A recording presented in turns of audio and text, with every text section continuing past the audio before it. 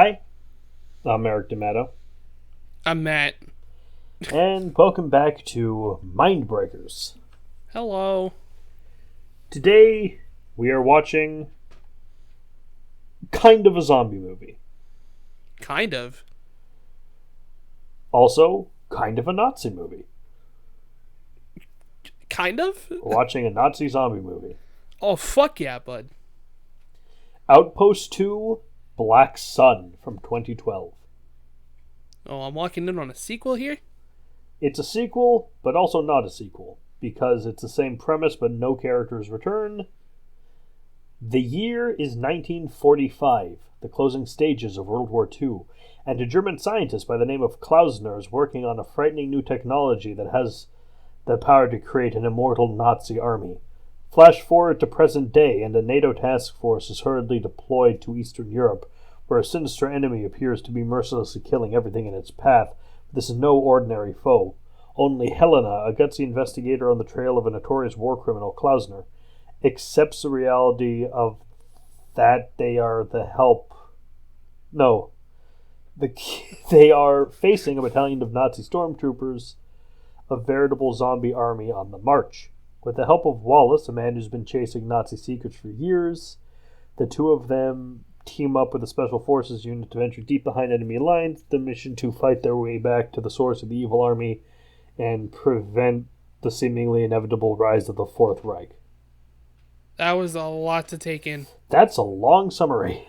So is it just using that old war conspiracy where the Nazis were using a serum or something to make them stronger and they made that into a movie? A bit of the Nazi occultism you see in Raiders of the Lost Ark. Bit of that's right in there. Just Nazis. I mean, I was sold on Nazi zombies, so I'm down for whatever the hell this is. It got a 5 out of 10. Damn. It's called Black Sun. Why is it called Black Sun? No idea. Just, sure. Fuck it. No actors I really know in this movie, except Michael Byrne. I think I know Michael Byrne. Yeah, that name rings a bell. Nazi zombies, what the fuck? He's in Tomorrow Never Dies. He's in Indiana Jones. Interesting. I feel like a movie came out recently, kind of like this too. He's the he's the tank command. He's the Nazi commander in Last Crusade. That's really funny. He's also an apt pupil as a Holocaust survivor. Oh, damn. He's the one, remember in Last Crusade, and this is how we say goodbye in Germany. Crack. Right. Right. Oh, okay, cool. I think he was in Sharp as well. That's a very good show. I don't think I've ever seen that, but I have heard of it. Anyway, let's watch Outpost. Yeah, let's do this.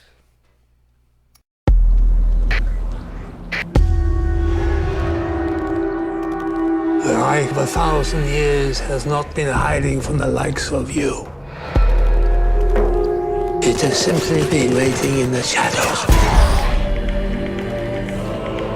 It was a Nazi special weapon division. They called themselves the Black Sun. With this on your side, you got the perfect army. The men aren't like us. The Reich of 1,000 years. We stopped it.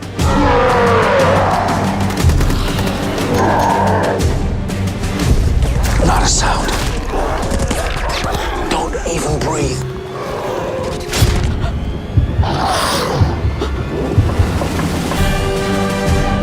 You run now, you may as well keep running. Because they're not going to stop.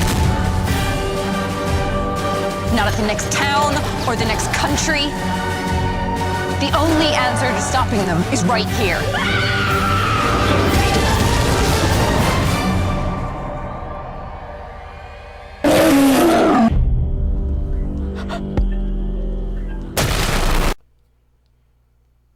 Okay, so not a single character from the last one reappears at all. worked out for me. Except possibly the Nazi zombie leader. Oh, okay. With the hat. I think it might Yeah. be the same guy with the hat from the first movie. I wouldn't know because I didn't see the first It's not the one. same actor, but it's probably the same character. Well, character. This was interesting. I have fun. My only real complaint is stop shaking the freaking camera. Yeah, that's like the biggest thing. Like the camera shaking was a bit off-putting, but other than that, I had a pretty good time watching this. We start in an old folks' home somewhere. My favorite setting. I and think location. Argentina. Something like that, yeah. And this woman comes in to talk to this guy who's called Norath. He's the one played by Michael Byrne. Right. And it's like, hey, I'm your niece, and he's like, oh, I'm so glad to have family visiting me. He seems genuinely nice. He's like, so happy about it. He's like, oh, family, thank God. Then she breaks his fingers. Yeah. And apparently he commanded a death camp in World War II. One of her parents escaped from there, and she's a Nazi hunter. It's a pretty interesting profession. And he stops trying to hide anything, gets very evil sounding. Oh yeah, like it's like an on and off switch in him. And she kills him, and this is the worst guarded or worst supervised old folks home in the world because she gets away. She doesn't do it quietly. She interrogates him. She tortures him, interrogates him, kills him, and leaves. And no one finds out while she's doing it. Nope.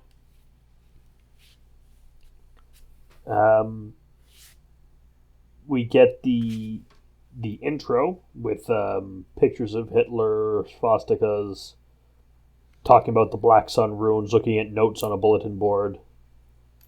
Your typical Nazi movie stuff. And this movie's a lot better made than one would assume.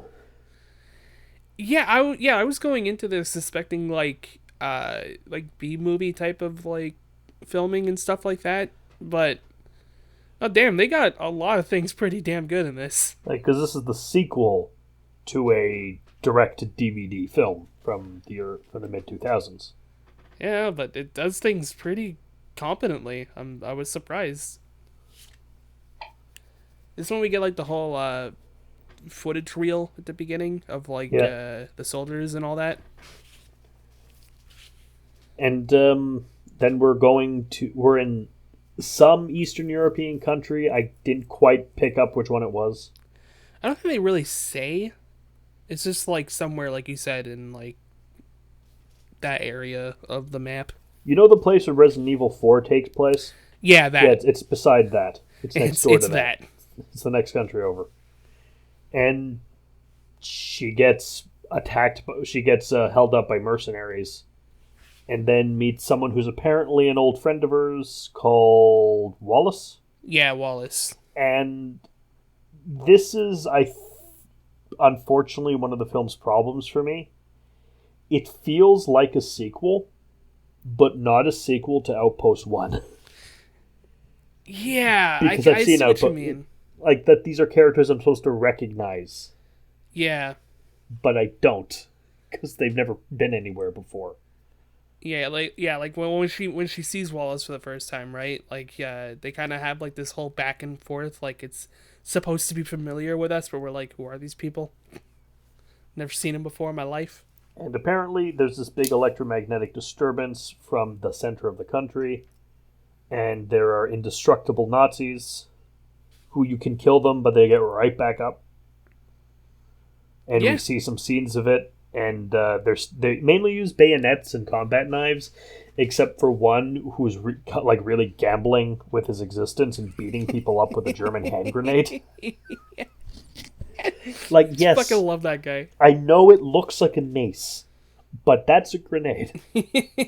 You don't hit people with that. But we basically learn that the main character is after Klausner. Yep. Who we and see in a Yeah. scene, like with long white hair, a fancy suit. He's in a mansion. He's sitting in a wheelchair. You could tell me he's the next Resident Evil villain, and I'd believe you. Yeah, kinda. Like this is the mansion from Resident Evil 1 he's living in. I believe you there. Yeah, no, that's the canon now. But she's talking to Wallace like she needs to find Klausner. She needs to make him pay. And he's just like, well, I'm trying to find this fucking This thing Nazi that machine. makes indestructible zombies. And she's like, no, that's stupid, though. That's not a thing. He's like, you're stupid. I'm gonna go now. And then she puts a map on the table, and she's like, fuck. She knows things that I need to know. All right, I guess you're coming with us. So That's how the adventure starts. they make their way through a forest and see the Nazi zombies. Yeah, they're going to meet an informant who I need to add, he does not trust whatsoever. I was But like, damned if he walks into that place alone.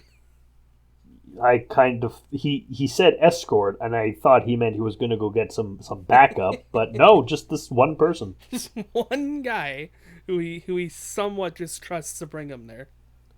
But yeah, Nazi zombies attack, and it's dead. They flee, and As you should, by the way. they run into a group of British soldiers who look so familiar. I think they might be the soldiers from Dog Soldiers. I was thinking the exact same thing.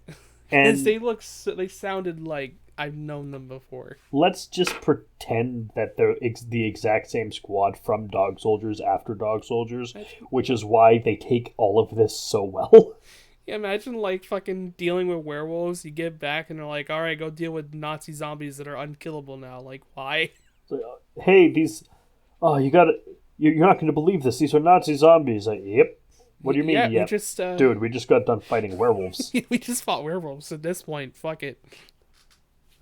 Yeah, they have like this whole like stage op happening, and they honestly do pretty well. They have against things you can't kill. They have an EMP cannon that their scientist deploys, which disrupts the weird engine thing that makes them the zombies indestructible, and it disrupts that effect on the zombies. There's a lot of weird technobabble in this movie, and yeah, they try to explain it, but at the end of the day, you're just like, EMP causes them to die. Got it. EMP makes them killable, and yeah, they kill the zombies, but unfortunately, that's the only EMP they had. Yeah, and it can only have been fired once, and they had to waste it saving these people. So rightfully, they lost a few other guys. Yeah, and including their scientist. Yeah, He's including dead the too. scientist. And Wallace makes the dumbest fucking decision in this whole movie, kind of, which is like, oh yeah, I know what that is. And the soldier looks at him and goes, well, then you're fucking tagging along now, aren't you? They actually did before find a burnt out one. Right. Oh, right. So yeah, they're heading up. They're not taking Lena. Like, hey, we don't need you. You stay here. And find somewhere safe and hide there. Yeah, one of them gives her a gun. Yeah, I like him. He's cool. He is. They're all pretty cool. He is Abbott, played by Gary Donald. He's probably one of the. He was probably my favorite soldier outside of the captain. Oh, I was right. The one with the hat. Was he in Dog Soldiers? No. Oh damn. The Nazi zombie with the hat. Oh right. That's Guts was played by Johnny Mears, who did play the same character in the last movie. Oh okay, cool. He's a returning actor. Yay! It is a sequel, guys. Come on. But it was a sequel already, but he's the only character. I legit thought, because I haven't seen Outpost 1 for a while, that it was the same squad from the first one. That would have been would have been cool. But this squad's pretty cool too. They get their shit done. They do it pretty well. They fight more zombies. There's a lot of that. Yeah, they like they said, like we said before, like they set off the EMP blast to kill the zombies. The scientist dies, so they take Wallace with him. Lena gets a coat and follows after. I'm so mad that she fucking keeps the coat a lot longer than she should have, but whatever. We cut to some military guys and some doctor. And right. The military guys trying to convince the doctor not to nuke the site, which is not usually how it goes in movies. Yeah, because they sent 2 teams, I think. Yeah, one team got immediately killed. Yeah, which was the, I guess when they found the burnt out EMP blast, that was probably the other team. But we see this team getting killed. Right. Yeah, that too. And then the A team is the team we're following. But since the EMP blast went off, they assume that they're just kind of dead. Mm. And the dude's like, no, my soldiers are cool. They're going to make it. And the guy's like, yeah, okay, bud, whatever you say. And it's like, no, don't...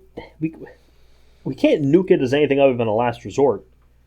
And they're forgetting one very important thing about why nuking them's a terrible idea, aside from, starting World War III by the U.S. firing a nuke in an Eastern European country. Yeah. You don't understand the science that is making these zombies indestructible. Exactly.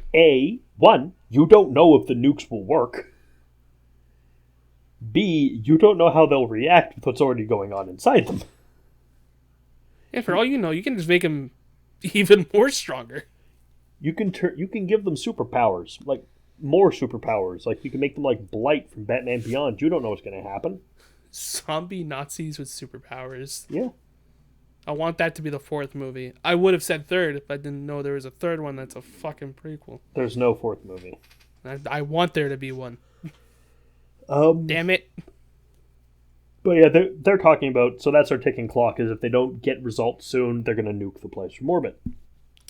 As you do in these movies. That's always how it goes. As you do. They get to like this abandoned building, I think. And they go into a bunker. Right. I think they find the source. But they find where the machine is supposed to be, the center of the thing. Notice how he said is supposed to be. It's gone. It's just gone. Like there's some brackets like where it was, but someone moved it. Yeah, and everyone's kind of understandably pissed off about this because I think before they found it, when they were going into the bunker, they came across some of the Zamzams. They lost a guy. They lost a guy because he caused a distraction for them to be able to move forward. Yeah, he did what Captain Rhodes does in Day of the Dead, but he's a good guy. Yeah.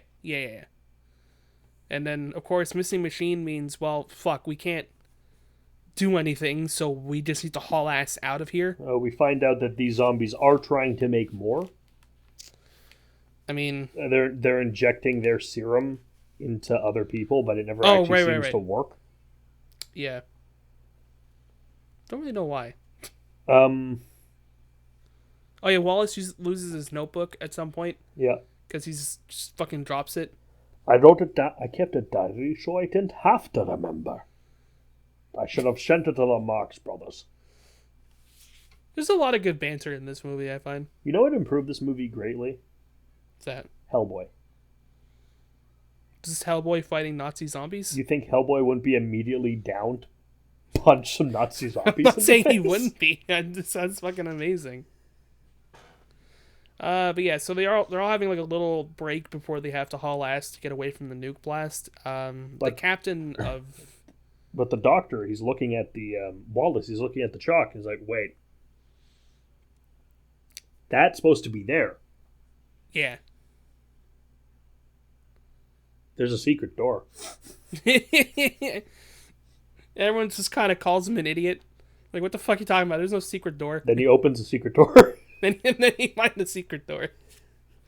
The captain does die, by the way. McAvoy, he gets exploded. Yeah, he, because as he's talking to the other character, I forget her name. Lena. They have like a pretty good conversation, and then Nazi zombie comes out of nowhere, starts beating the shit out of him. The zombie, for some reason, I guess just to show that they're smart, picks him up and brings him into this fucking room that he locks the door. And the captain says, fuck that, pulls a grenade and hugs him and blows himself up with him. Yep. Understandable, to be honest. Smart move. Yeah, because that thing is going to tear his shit apart.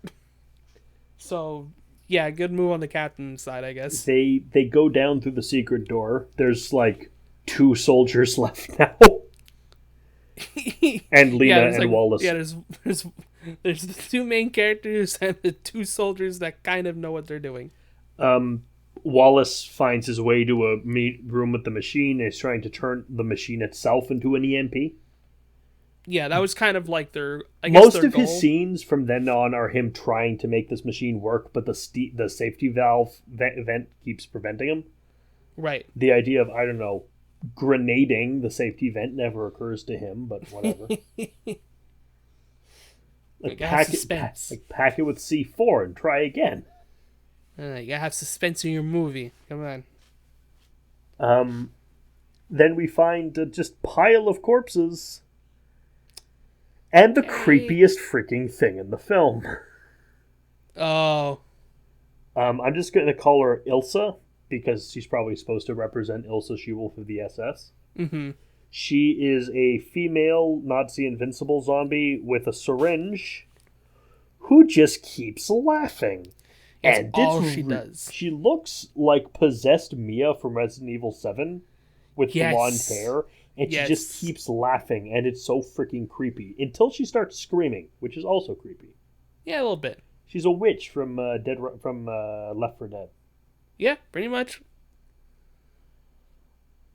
A lot of someone action. to death with a syringe in the face, and that's the most unpleasant scene in the movie. Yeah, I agree. Because like the ooze starts coming out and everything, but he's not quite dead yet.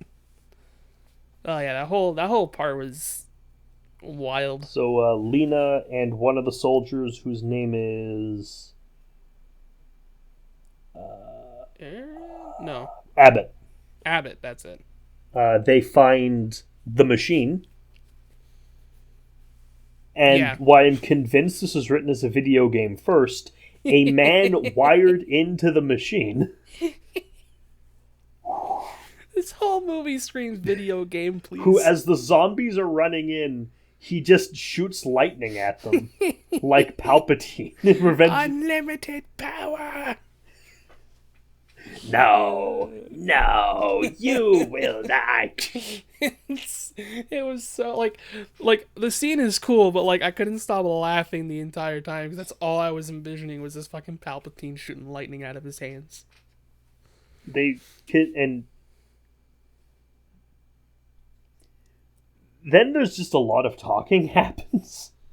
Yeah, like when they get into the bunker, I thought the movie was almost over, and I checked how much time was left, and it said like 30 minutes. Yeah. I was like, wait, how are we going to spend this long in this bunker? What? Yes, I said the same thing. So she convinces him to help her shut off the machine, and he shoots lightning at some zombies so she can kill them, and then Wallace steals a doodad from the machine. Yeah. And then the military he runs out. Abbott's killed. The military nukes the bunker. Oh, well, fucking Wallace also shoots the soldier and Lena. Because I guess he was on the other side, question mark. Lena he's out for himself. As he said, in war there's only one side. Yours. Yeah. So Lena hides in the bunker. Wallace manages to outrun a nuclear explosion. Sure. You thought Kingdom of the Crystal Skull's refrigerator hiding was the dumbest. This guy just outruns it. Yeah, like Lena gets smart. Like Lena's smart. She stays in the bunker and closes the door as hard as she can. It's not that smart. She leaves the bunker into, fallout. Listen, all right. I don't want to set the world on fire. And then we have a time skip.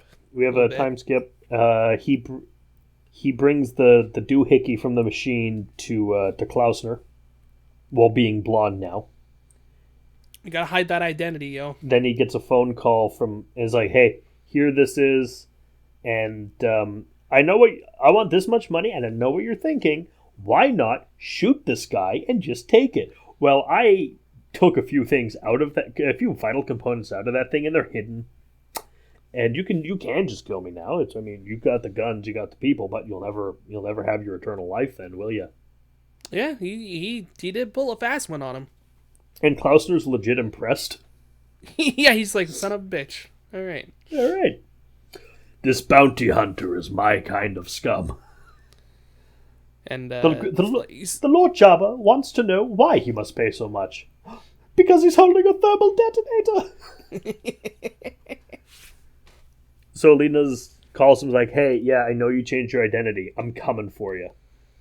Yeah, whole big thing, right? He's even like, oh, bring it on, like, I'm fucking looking forward to this. To be continued. Lena and Wallace will return in Outpost 3. Everything is like sequel, but Outpost 3, Rise of the Spetsnaz, is a prequel.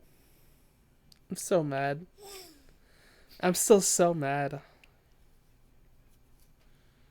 Because, like the twist was, like, decent. I didn't see it coming. I was like, okay, sure. And then when, like, they did the whole Batman shit where it's like, oh, she's actually alive? Cool. I'm like, yeah, I just want to fucking see these two go to war. Wallace on one side with the Nazi zombies and whatever fucking military people she brings with her. Or her own, I don't care. But no, I guess we never get it. Frankenstein's army might be something. It's easy, guys. Make the fourth one, please. I need my sequel. Instead of making another Puppet Master, just make this. Please. God, please. So, what do you think of Nazi Zombies 2? I mean, okay, I went into it not expecting much because our history. Mm. But no, I actually really had fun with this one. It was just really good action, like, when it was there. Yeah, it was entertaining. I mean, it's fucking soldiers shooting Nazi zombies for like an hour. Not a whole lot to say. I wish it was made as a video game instead of a movie, personally. It's so fucking bad. This screams video game with EMP blasts and like fucking puzzles and shit. Oh my god. I joke that it's a better Doom movie than Doom. Most movies are a better Doom movie than Doom. I know, but like that was just like the vibe that I got from this movie. But it was good. I liked it. I mean, I guess as much as you can say that you enjoy a movie about Nazi zombies. Yeah, it was a fun time. It was a fun time. Definitely recommend. You don't need to see the first one, which is good. But the first one is on Prime, so I'm probably gonna watch it. Definitely, the first one's, from what I've seen, is the best of these movies. Right. Not that that's a whole lot to say, but it's yeah. Check the first one out again. Maybe skip this one. You don't there's no real reason to watch it. Hey, like, you don't have to, but it's not bad. Like it's like we said, it's an hour of military dudes shooting zombies that are Nazis. Yeah. Take it as it is. Next week we're coming up on episode 220. God damn. And we have another sequel. Oh boy. Another zombie film too. Oh boy. But one that has a lot of rules. Oh. So, anything you wanna tell the people before we end it here for the week? I'm trying to think of something. I got nothing. I can't think of anything funny. Damn. Well, you're just like put on the spot. Guess you're like Seth MacFarlane then. Sorry, that was mean. No, mean, but like, come on. It's kind of true. He never can think of anything funny either. You think that's bad? You don't think that's bad, Lois? I made a career for myself by just ripping The Simpsons off again. They had a crossover episode. How? Their car broke down in Springfield. No, I mean, how did you... It's like... when they did remember the amalgam comics of DC and Marvel back in the day where they smushed the characters together? Like, kind and we of, got, yeah. We got Dark Claw, which is Wolverine and Batman kind of stuff. You know what combining this, like, having the Simpsons and Family Guy crossover is? What's that? The time they combined Doctor Strange and Doctor Fate. You know, two characters who are the same character. I can assure you, the entire crossover episodes, because it was a two-parter, because of course it was essentially that. Remember when Fox had cartoons on it that weren't just The Simpsons again?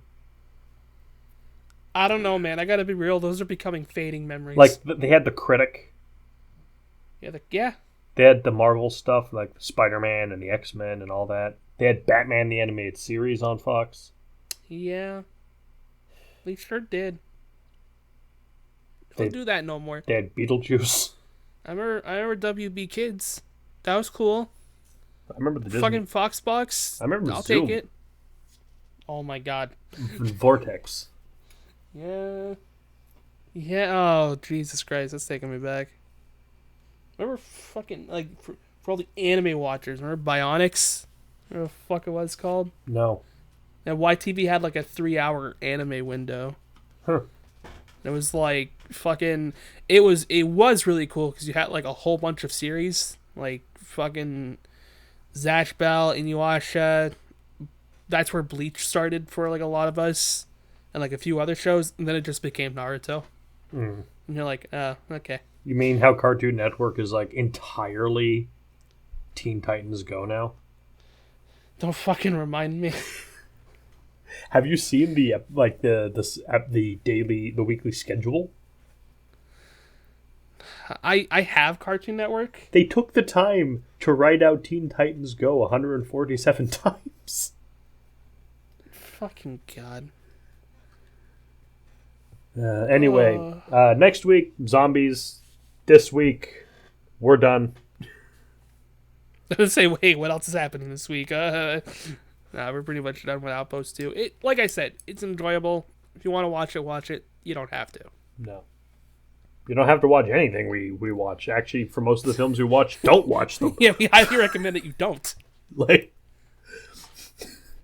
Lord. this is not a, ooh, I want... The reason we don't tell you what we're watching in advance is so you don't like, oh, I want to watch the movie and get all curious. No. No. We give you hints, but we're not going to, like, tell... We don't need you to watch along with us. Also, keeping it secret is really cool when we actually do a really good movie, because you're like, oh, thank God. Like that one we did back for episode 125. Clown Car of Atheists. Oh, fuck, right. Oh, I need to rewatch that movie at some point. Anyway, I've been Merrick D'Amato. I've been Matt. It's a musical. And we'll see you all next week. Take it easy, everyone.